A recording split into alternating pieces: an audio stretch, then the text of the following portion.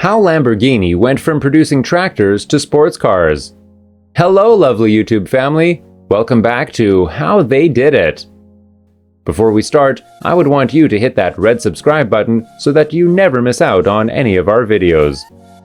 Ferruccio Lamborghini was 46 years old when he vowed to beat Ferrari at his own game. The automotive world contains its fair share of rivalries, most of them seemingly revolving around Enzo Ferrari. Possibly for good reason, when he told Lamborghini to stick to building tractors, he unwittingly created one of the automotive world's great rivalries. Like any good and famous story, it is potentially apocryphal, filled with passion and repeated with reverence. Lamborghini, seeking revenge as the story goes, wanted to build the ultimate grand tourer. With a young and talented team behind, he succeeded and created one of the most iconic car companies in the world. As far as origin stories go, it is one for the ages. Lamborghini would eventually make its mark in terms of eyeball-searing wattage. Right from the start, as a matter of fact, at the Turin Auto Show with the stunning 350 GTV concept, from Ferrari's affront in 1958 to the unveiling in 1963, Lamborghini had assembled an all-star cast. Ferruccio wanted it to be, and it's the successor for the 350, which is a 3.5-liter version. This, of course, has the 4-liter version engine. It's made for long-distance grand touring driving, and it's high speed, very comfortable. Navy Chief Warrant Officer was a lot of money. So basically, I went over there and looked at it, and we got to going back and forth, and he's just getting married. He had a company car. He didn't need this anymore. Make a long story short, he let me have it for $6,250 for luggage. You can cruise at 140 miles an hour all day if you could do it legally, but you can't, unfortunately. This engine has the 4-liter V12. It has 4 overhead cams and 6 side drive Weber carburetors. Designed by Giorgio Prevetti under the supervision of the legendary Franco Scaglione, with a V12 racing engine by Giotto Bizzarini and built by Sarozzeria Sargiotto. The GTV was simultaneously elegant and futuristic, resembling little else on the road.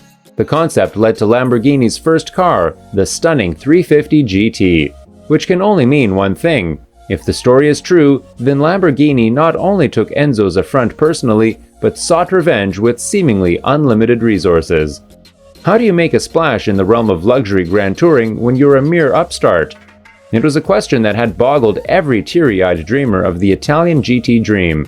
From Bizzarini to Iso de Tomaso, even established players like Maserati and Alfa Romeo weren't guaranteed success. Come to the beauty of the car at first sight. I've never seen such a beautifully designed car throughout. The car fascinated me from the first second. In Rosso Corsa, owner Eric Oswald is intensely occupied with the history of the Bizzarini.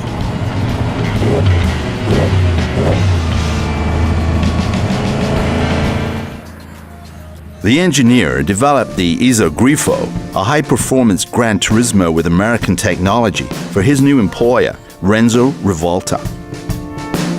The team Lamborghini assembled was comprised of young blood, nearly half the age of Ferruccio. Gianpaolo Dallara, for example, was just 24 years old when he took over the development of Bizzarini's engine, tuning it to nearly 400 horsepower at a massive 11,000 RPM. It was nothing short of a full-fledged racing engine. For brake horsepower, 3.5-liter V12 with 4 overhead camshafts and 6 carburetors, developed by engineer Bizzarini, the car was able to reach a top speed of 240 kilometers per hour. Italian owner. In 1971, it was handed over to a citizen of Austria. He owned it until 2013.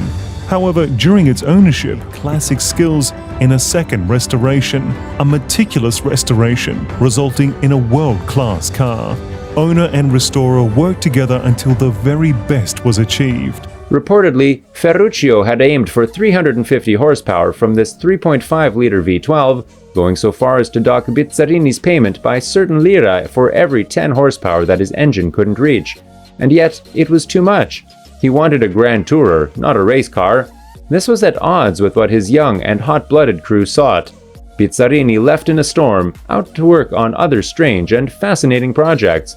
Dallara, engineer Paolo Stanzani, and test driver Bob Wallace set about detuning the engine to something less insane, something that could last at least 40,000 miles between services. What's more, Ferruccio found Scaglione's styling too outrageous.